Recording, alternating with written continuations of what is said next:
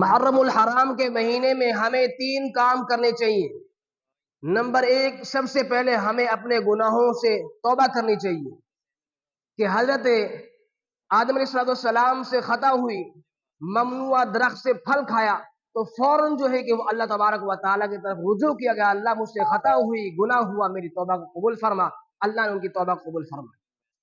دوسرا کام یہ ہے کہ ہم اس مہینے کے اندر روزہ رکھیں کہ حضرت موسیٰ علیہ السلام کو جس وقت فرعون کے ظلم و جبر سے نجات پائی تو شکرانہ کے اندر انہوں نے روزہ رکھا۔ آپ صلی اللہ علیہ وسلم کو اس بات کا علم ہوا تو فرمایا کہ ہم موسیٰ کے زیادہ قریب ہیں، ہم بھی روزہ رکھیں گے۔